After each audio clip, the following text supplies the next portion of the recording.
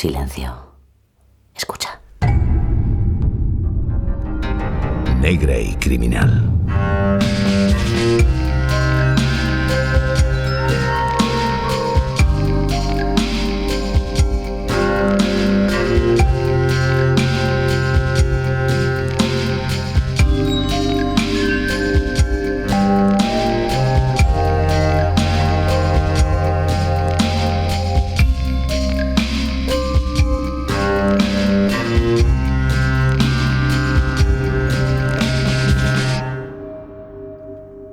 Cadena SER.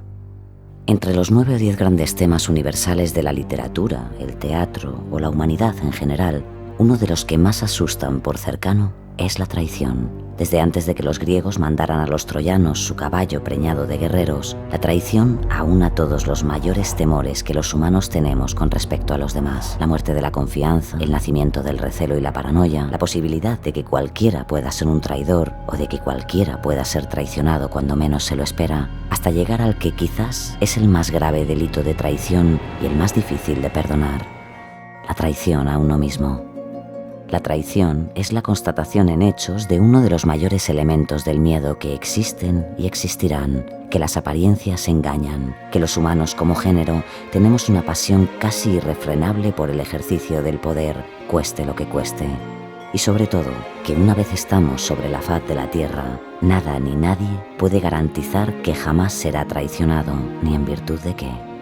Lo maravilloso de nuestra especie es que aun sabiendo todo esto, aun teniendo la certeza de que en cualquier momento puede ocurrir, que podemos ser traicionados o incluso convertirnos en traidores dependiendo de las circunstancias, cada día y a cada minuto seguimos confiando, porque ¿qué sería de nosotros sin esa esperanza?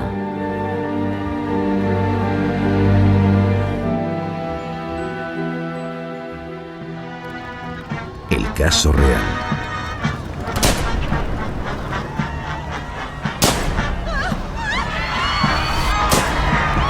Agente Delta, se han oído unos disparos. Ha pasado algo en la comitiva, parece que hay problemas. Confirmado, Delta. Ha habido impactos. Está herido.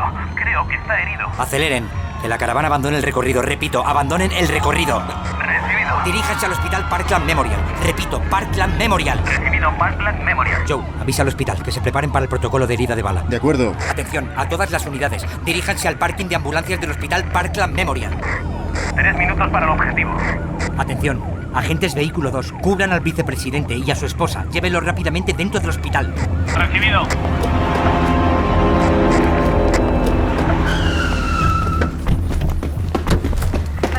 ¿Qué ha ocurrido? Preparen todo, están llegando. ¡Herida por impacto de bala! ¡Prepare quirófano en sala 1 y 2!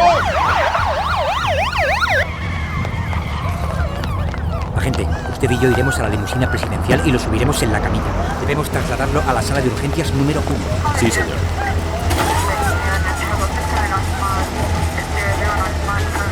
¡Necesito sangre! ¡Enfermera! ¡Preparen la sala! ¡No! ¡No, por Dios! ¡John! Señora Kennedy, por favor, déjenos sacarlo. 1, 2 y 3. ¡Vamos!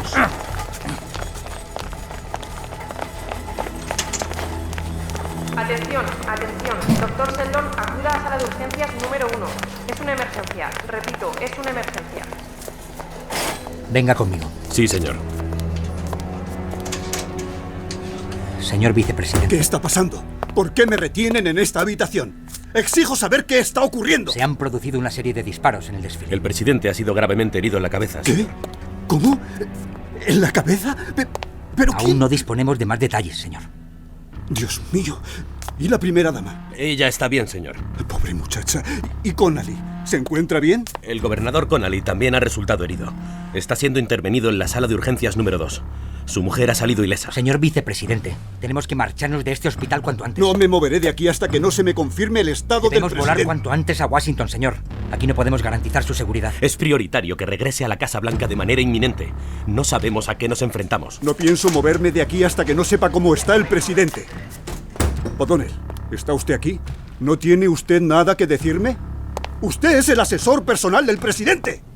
Señor vicepresidente, tenemos que irnos a Washington. El presidente Kennedy ha muerto. John Fitzgerald Kennedy, por Anabel Vázquez.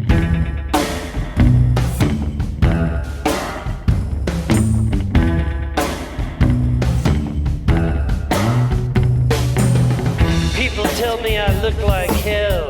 Well, I am hell. I got a torture chamber orchestra and a delirium hotel. I got an hallucination rattlesnake to twist my skill through. You're my friend, but I'm gonna kill you.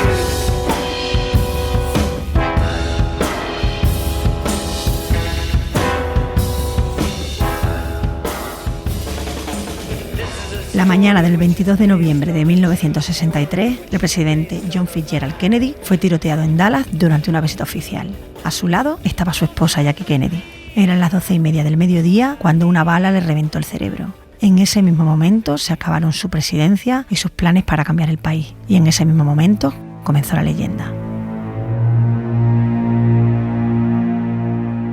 ¿Qué ocurre con el asesinato de Kennedy? Que es el crimen perfecto. Y lo es por varias razones. La primera razón, y la más evidente, es que, aunque se acusara a Lee Harvey Oswald, no está claro que fuera el culpable. No está nada claro.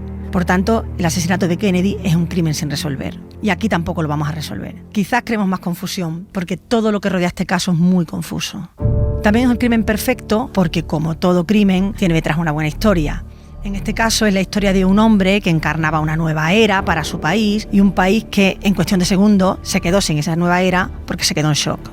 Además, el asesinato de Kennedy es un crimen visual. Es uno de esos momentos, uno de esos escasos momentos que justifican la existencia de la televisión. Hasta entonces, la televisión solo entretenía y a partir de ese magnicidio empezó a servir para mucho más. Existen también grabaciones reales de lo que ocurrió aquella tarde en Texas. Todos hemos visto la famosa película de 26 segundos de Abraham Zapruder y se ha analizado desde todos los puntos de vista posibles para intentar encontrar la respuesta a uno de los crímenes más intrigantes del siglo XX. Pero lo que de verdad hace perfecto a este crimen es que parece de mentira. Es un crimen más grande que la vida. Ha sido tantas veces interpretado, televisado y mostrado en 1000 pantallas que no podemos reconocerlo como algo miserable y sórdido, como en realidad son todos los crímenes. Este magnicidio ha alcanzado el estatus casi de acontecimiento pop. Y es probable que tú, que también conoces de memoria la imagen de Jackie Kennedy vestida de Chanel, manchada de sangre, intentando huir del coche presidencial, también tengas una teoría sobre él. Ángel Montero Lamas, autor del libro JFK 50 años de mentiras, opina acerca de por qué este crimen sigue siendo tan atractivo. Esa fascinación reside sobre todo en una cosa. John Kennedy era la persona más potente, la persona más importante del mundo. Y se mandó un mensaje a la humanidad. Si la persona más importante del mundo puede caer cualquier cosa. Mentiras, medias verdades, ocultamientos. Este es el material del que está construido este caso. Nunca vamos a saber la verdad de lo que ocurrió aquel día en la Plaza de Ely. En la película JFK de Oliver Stone, que se estrenó en 1991 y que es quizá el documento más popular en torno a este magnicidio, uno de los personajes lo resume muy bien y lo hace con una cita prestada de Churchill. Es un acertijo envuelto en un misterio dentro de un enigma. No todo el mundo piensa así. Repasemos los hechos para tener una imagen completa. A Kennedy lo matan el 22 de noviembre de 1963. Oswald es detenido ese mismo día, un rato más tarde, una hora más tarde. Johnson jura como nuevo presidente unas horas después, en el mismo avión presidencial que llevaba el cadáver de Kennedy a Washington. Un presidente muerto y un nuevo presidente. Pero Johnson quería dar por cerrado el asesinato y creó el mismo 29 de noviembre de 1963 la Comisión Warren para encontrar al culpable. Esta comisión estaba liderada por el Warren, que era el presidente de la Corte Suprema, y concluyó al cabo de 10 meses que Oswald actuó solo y que disparó 3 veces desde una ventana del 6º piso del Texas School Book Depository, un almacén de libros de texto que estaba en el centro de Dallas. Bueno, caso cerrado, o esto es lo que parece, porque esta versión no convence a todos. De hecho, esta versión convence a muy poca gente. 50 años después, solo el 36% de los norteamericanos se la cree. Es que es difícil de creer. Todo el mundo intuye que el gobierno ocultó datos y el gobierno no lo ha desmentido. Y los que no creen la teoría oficial, que son muchos, comparten algunas de las cientos o miles de teorías de la conspiración que ha dado tiempo a construirse en todas estas décadas, o tienen las suyas propias. Pero ¿por qué la mayoría desconfía del hecho de que un hombre solo pudiera matar al presidente? ¿Por qué alguien querría matar específicamente a ese presidente? El periodista Ernest Bascomte, autor del libro John Fitzgerald Kennedy, Contrato de ejecución, piensa que la pregunta no sería ¿por qué?, sino ¿para qué? En mi opinión, el problema es que nunca se haya llegado a una respuesta que satisfaga a todo el mundo es que no se ha formulado a lo largo de todos estos años la pregunta adecuada respecto al magnicidio de Dallas, ¿no? Que no es quién ni por qué mataron a Kennedy, sino qué necesidad había de matarlo, ¿no? ¿Por qué no sacar, por ejemplo, a la luz todos los trapos sucios del presidente? Sus infidelidades y romances, sus relaciones con la mafia, su enfermedad, sus adicciones a múltiples medicamentos y a las drogas. Bien, todo eso se podía haber sacado a la luz, de hecho estaba controlado por determinados personajes, tanto del FBI con su jefe John Edgar Hoover a la cabeza, como por otras personas cercanas a la mafia. ¿Por qué eso no se sacó a la luz y se puso en manos del redactor jefe de un periódico, ¿no?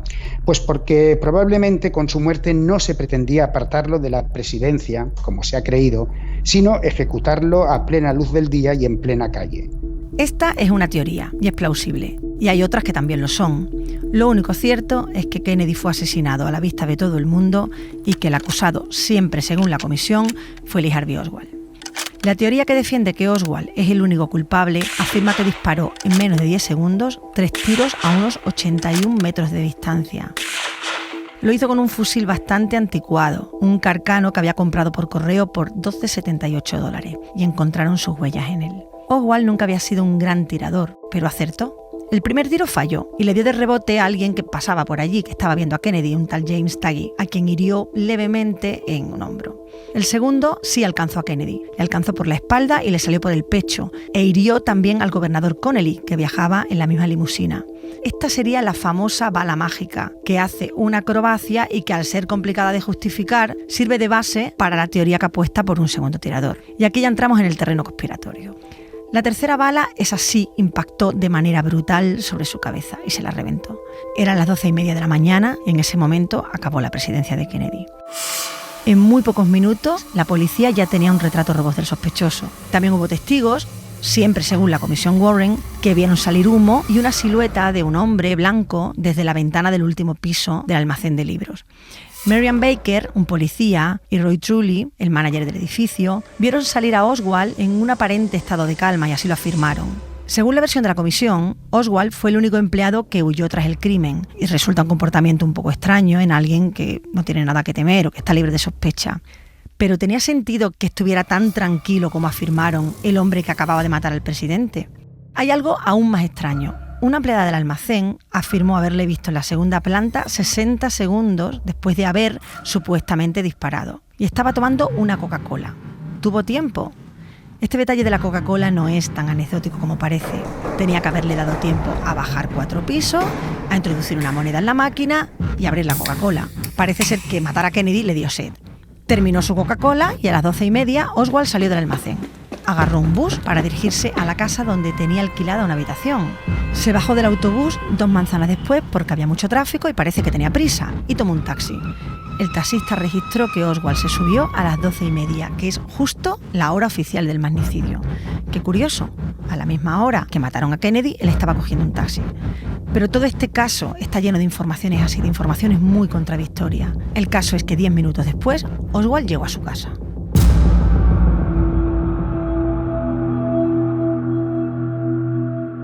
Un hecho es un hecho, no se puede cambiar.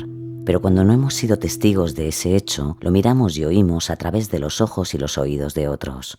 Y ahí el hecho, indefectiblemente, cambia. Sobre todo si los ojos y los oídos tienen además la estentórea voz del poder. Es la 1 de la tarde. Kennedy lleva muerto media hora. En el hospital Parkland, donde se rumorea que el presidente Kennedy habría recibido una transfusión de sangre para intentar salvar su vida. Señor Oswald, qué sorpresa verle aquí. Se ha enterado.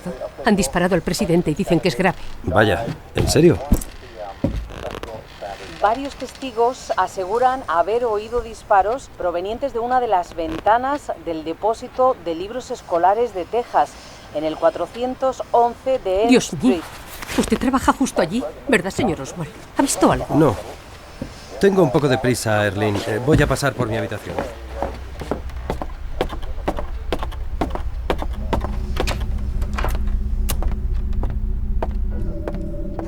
Harvey Oswald entra en la habitación que tiene alquilada a Earlene Roberts. Saca un arma del calibre 38 y se la guarda. Se pone una cazadora. Después se marcha rápidamente. Más adelante, Earlene, corta de vista, por cierto, declararía que cuando Oswald estaba en su habitación, un coche de policía paró enfrente de la casa. Dentro se encontraban 2 agentes. Según Earlene, el claxon sonó 2 veces y Oswald salió, pero Earlene no pudo ver si llevaba pistola o no. Era la 1:04 de la tarde. Repetimos, posible sospechoso del atentado contra el presidente Kennedy. Hombre de entre 25 y 30 años, raza blanca, delgado, pelo moreno y liso, alrededor de 70 kilos, entre 1,75 y 1,80 de altura. Es muy peligroso y puede ir armado. Atención, unidad número 10. Unidad número 10, responda. Aquí unidad 10, agente Tippit al habla. Diríjase inmediatamente al área de Oak Cliff. Estamos concentrando a todas las unidades disponibles en el centro de la ciudad. Recibido, pongo rumbo hacia allí.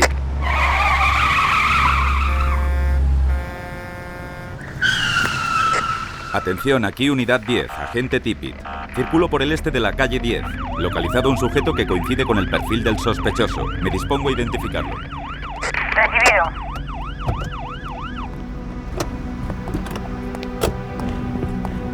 ¡Hey! Buenas tardes. 2 testigos presenciaron el asesinato, pero ninguno pudo reconocer a Oswald. No testificaron y tampoco fueron llevados a la rueda de identificación.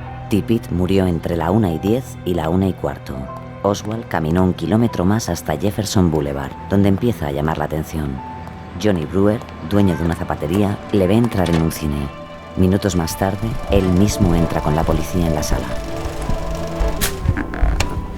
¡Ese es, agentes! ¡Póngase en pie! ¡Manos arriba! Tiene derecho a guardar silencio. Todo lo que diga puede ser utilizado en su contra. La 1:50. Vaya hora más intensa. Siempre, según la teoría oficial, en ese tiempo a Oswald le dio tiempo a todo. Fue a su casa, cogió un revólver, disparó a un policía, se sentó en un cine a ver un programa doble y fue detenido. Todo esto en poco más de 60 minutos y tras haber matado a uno de los hombres más importantes del mundo. Demasiado rápido. La secuencia de hechos desde que dispara hasta que lo detienen es un maratón. Y es precisamente en esta velocidad y en lo excesivamente hilvanados que están todos los movimientos donde están las grietas por las que se debilita la teoría oficial del lobo solitario. Por cierto, ¿quién era este lobo solitario? Lee Harvey Oswald, un chaval de 24 años, aparentemente conflictivo y poco equilibrado, es un misterio en sí mismo. Ernest Bascomte también piensa así. Lo que sabemos de Oswald es lo que la versión oficial quiso que supiéramos entonces, ¿no? Que era un fanático filomarxista que había emigrado a la Unión Soviética, que había regresado a Estados Unidos y que en el momento del atentado militaba en un movimiento procastrista. Entonces, tirando de ese hilo, Oswald asesina a Kennedy impulsado por sus ideas. Hay un hecho muy curioso respecto a la insistencia y a la necesidad de que la gente creyera en esa idea, ¿no? Y es que poco antes del magnicidio de Dallas, Oswald había dejado rastros de esas intenciones por la zona, ¿no? Lo había hecho en un campo de tiro público donde disparó contra la diana de otro tirador. Y entonces cuando éste le recriminó, diciéndole, oye, ¿qué haces con mi diana?, le respondió, lo siento, soy Lee Harvey Oswald, creía que estaba disparando a la cabeza de Kennedy. Sabemos mucho sobre su vida y sobre sus movimientos antes de ese 22 de noviembre. Marine, comunista convencido, procastrista, es desertor de la Unión Soviética, pero como todo lo que rodea este caso, tampoco sabemos los límites entre la verdad y la verdad construida. Montero Lamas también comparte algunos datos importantes sobre este personaje tan intrigante.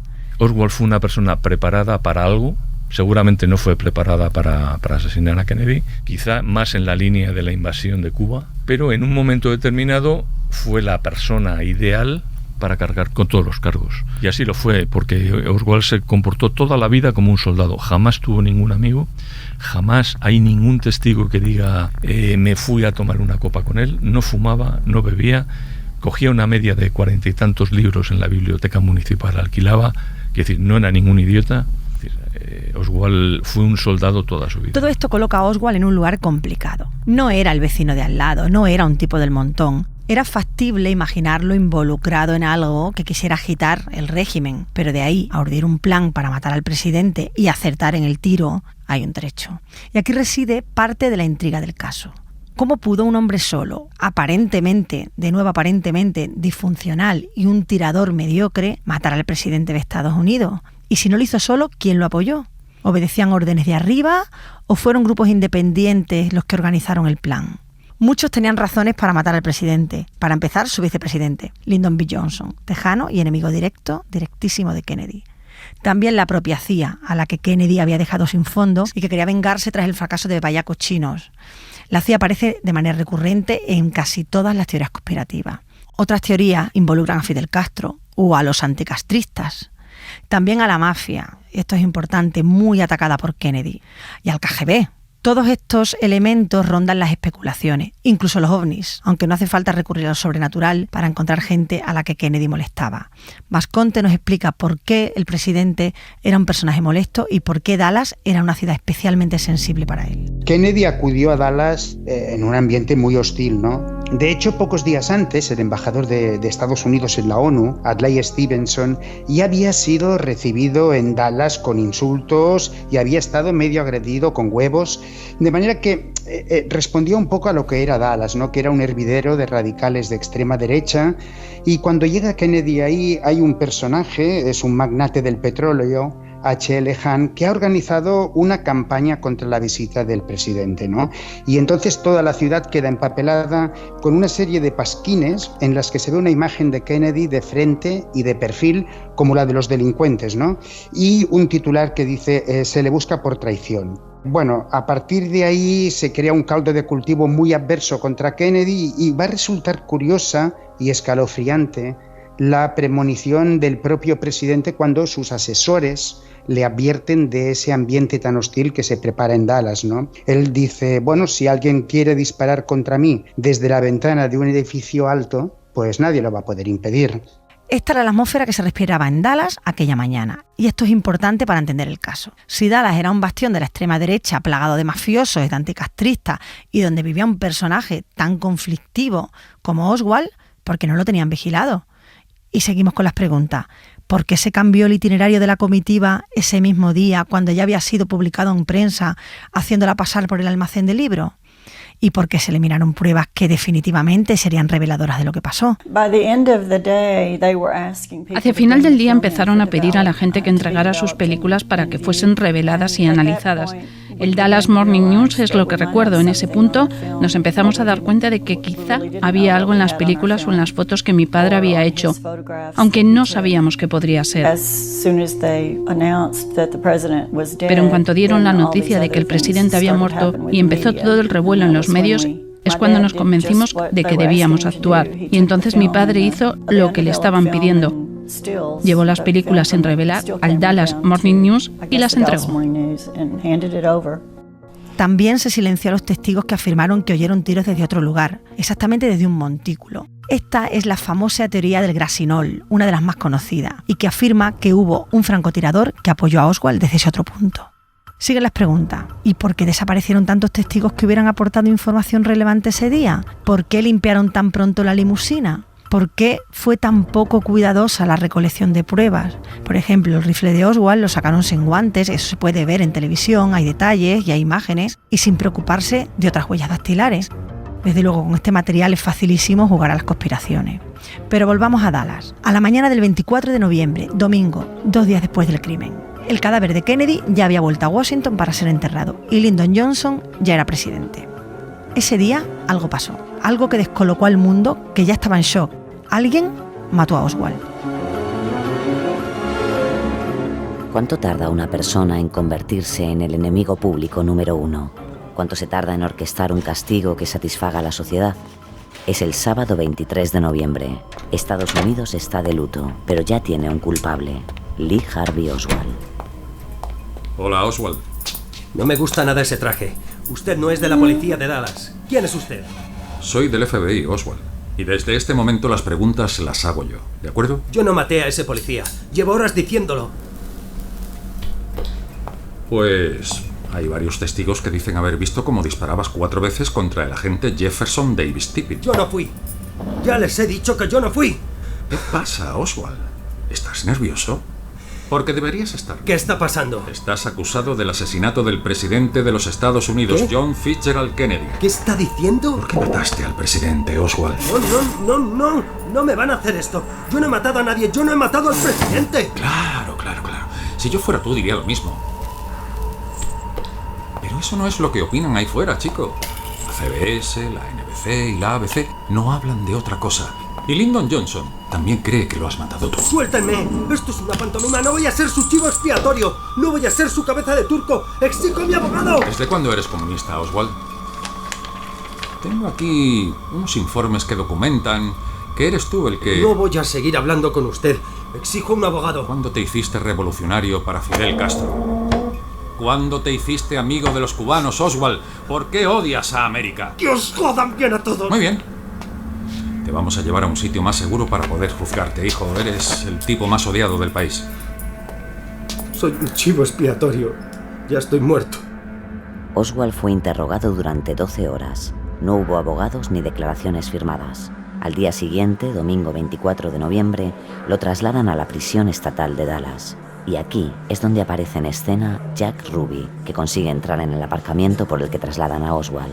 La escena está llena de periodistas. Déjame pasar, vamos, aparta, hazte a un lado. Perdona, pero llevo aquí con la cámara mucho antes. Fuera de mi camino. ¡Ey, atención, ya sale! ¡Hasta el presidente!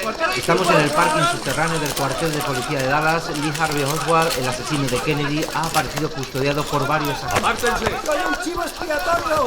¡Soy inocente! Oswald, voy a ahorrarle a la señora Kennedy que vea tu cara en el juicio, cabrón. ¡Atención! Parece que han disparado. Han disparado a Oswald. Un hombre con una pistola. Se ha oído un disparo. Sí, se ha oído un disparo. Esto es un absoluto caos. No hay duda. Han disparado a Oswald. Jack Ruby, un matón de Dallas, administrador de varios pubs y bien relacionado con la mafia de Chicago, acaba de disparar a bocajarro a Lee Harvey Oswald. Fue detenido al instante. Más tarde declaró que había actuado en solitario, fruto de un momento de enajenación transitoria. Muchos piensan que no lo hizo y que su declaración es parte del alimento de las conspiraciones. Sea como sea, murió 3 años después, víctima de un cáncer broncogénico.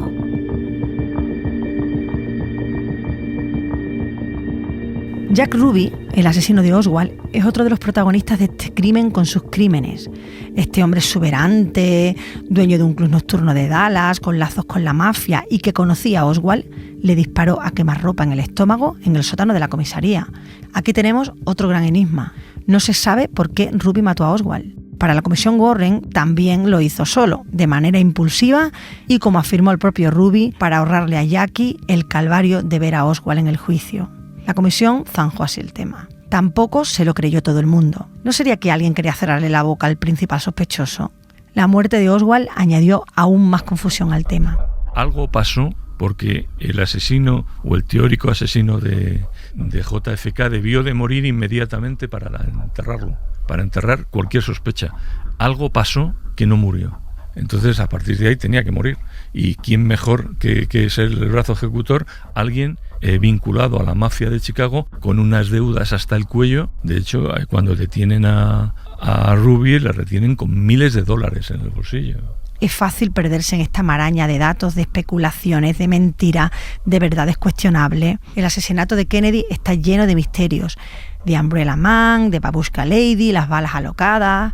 Los testigos clave también fallecieron. Pocos murieron de muerte natural, qué casualidad. Hasta se afirma que el cáncer que mató a Ruby en la cárcel en 1967 fue inducido.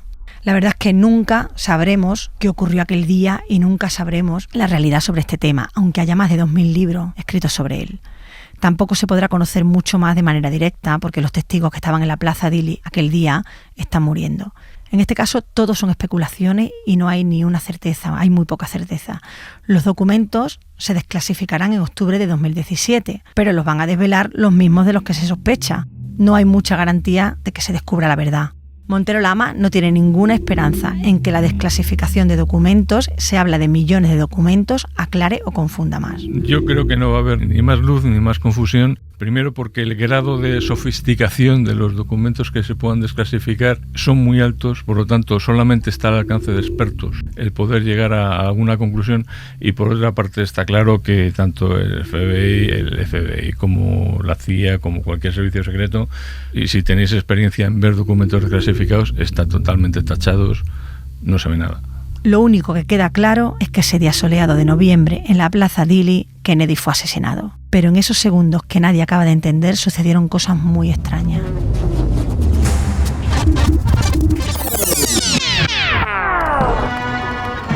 Hace un día soleado en Dallas, tanto que alguien da la orden de quitar la capota del Ford Lincoln negro que lleva a JFK y a Jackie Kennedy. La caravana presidencial, formada por 3 coches, circula a 15 km por hora. Entra en la atestada Plaza Dili por Houston Street. Abraham Zapruder se acaba de comprar una cámara de 8 milímetros. Nada mejor que la visita del presidente para estrenarla. No sabe que la película que está filmando se convertirá en un documento histórico. Son las 12:30 del mediodía. El Lincoln Continental donde va el presidente lleva también a Jackie Kennedy, el gobernador John Connally y su mujer, Nellie. De hecho, el día es tan bonito y el desfile está saliendo tan bien que Nellie se vuelve y le dice a JFK: Señor presidente, no podrá decir que Dallas no le quiere. Quedan 45 segundos para que cunda el pánico. Pero antes de que todo empiece, detengamos un momento el tiempo para fijarnos en algunos detalles.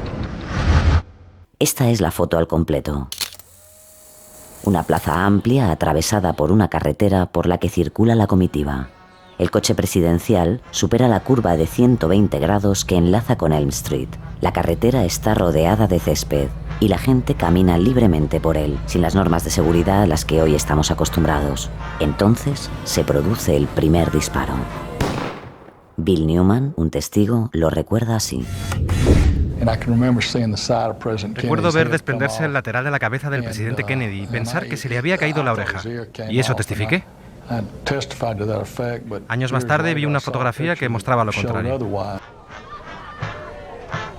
JFK deja caer la cabeza. Jackie, a su lado, aún no se da cuenta de lo que ocurre. Se produce el segundo disparo. Lee Bowers, también presente, declara posteriormente: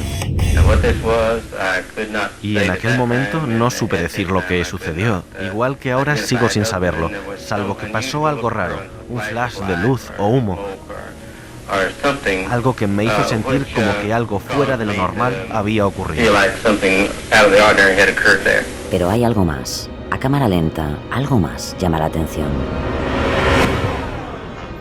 Un hombre se acerca a la limusina presidencial con un paraguas. Lo abre y lo agita sobre su cabeza en dirección este-oeste, según la comitiva va pasando su posición. Este hombre ha pasado a la historia como Umbrella Man, el hombre del paraguas.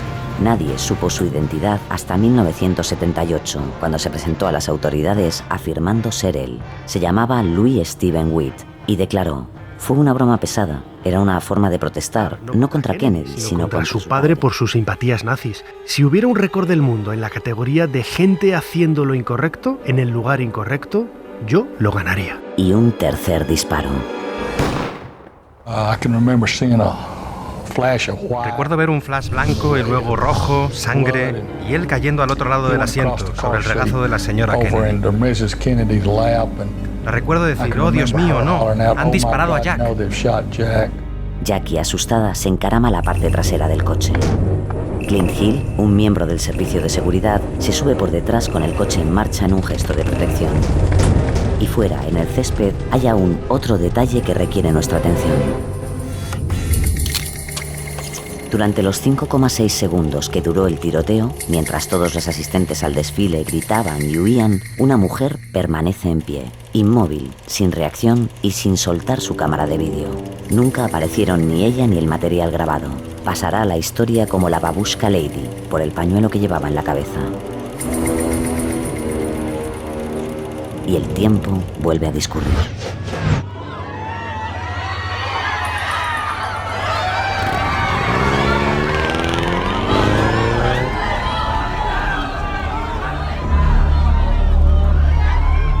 Testigos, versiones, teorías, misterios. Esto es lo que sabemos. Y podemos ralentizarlo miles de veces, analizarlo hasta el infinito. Solo sabemos que fueron 5,6 segundos. Bastó esa ínfima porción de tiempo para cambiar la historia no solo de Estados Unidos, sino del mundo entero. Kennedy era el presidente de los Estados Unidos de América. Aunque no estaba ni en su mayor momento de popularidad ni en la ciudad que más le quería, era un personaje poderosísimo. Era lo más parecido a un miembro de una casa real que había en el país. Además, era la esperanza de progreso, de libertades para muchos norteamericanos, aunque luego la historia ya ha descubierto que tenía mucha sombra. Tanto en Estados Unidos como en el resto del mundo, Kennedy era reconocido como un líder que se apoyaba sobre todo en una presencia y un carisma verdaderamente abrumadores, ¿no? Y que pretendía poner en práctica pues una política alejada de los viejos modelos, ¿no? Algo así como si la juventud hubiera llegado a presidir el mundo, ¿no? Aquel día había en la calle miles de tejanos esperando ver a esta pareja aparentemente perfecta, los reyes de Camelot. Pero esta imagen idílica se rompió. Cuando nadie se lo esperaba, alguien le disparó y lo mató. ¿Quién o quiénes podrían tener interés en hacerlo? ¿Tan peligroso era? Cuanto más se sabe sobre este caso, más aumenta la confusión. Es un crimen infinito y un crimen con crímenes dentro, una especie de muñeca rusa. Han pasado 54 años desde ese día de noviembre y los que vivieron ese momento aún recuerdan qué estaban haciendo. Del mismo modo que los que vivieron el 11 de septiembre de 2001 o el 11 de marzo de 2004 también lo recuerdan, porque los crímenes marcan la memoria. Ignoramos mucho más de lo que sabemos, que es muy poco, lo que nos han querido contar. Lo único a lo que nos podemos agarrar es a lo que sí sabemos que pasó. Y lo que sí sabemos que pasó es que la mañana del 22 de noviembre de 1963, el presidente John Fitzgerald Kennedy fue tiroteado en Dallas durante una visita oficial. Le acompañaba su esposa Jackie Kennedy, vestida con un traje de 2 piezas de Chanel. Y nada más. En 1964, un año después de la muerte de Kennedy, la Comisión Warren concluye que Lee Harvey Oswald actuó solo y que no se encontraba en sus cabales. En 1966 publican el sumario en 26 volúmenes, que se utiliza como base para investigaciones paralelas y que engendra las primeras teorías de la conspiración, entre las que destaca la de Jim Garrison. En 1976, un comité de la Cámara de Representantes decide reabrir el caso a raíz de los escándalos del Watergate. 3 años después, concluye que hubo una conspiración. En 2017 se desclasificará toda la documentación relativa al magnicidio. En teoría.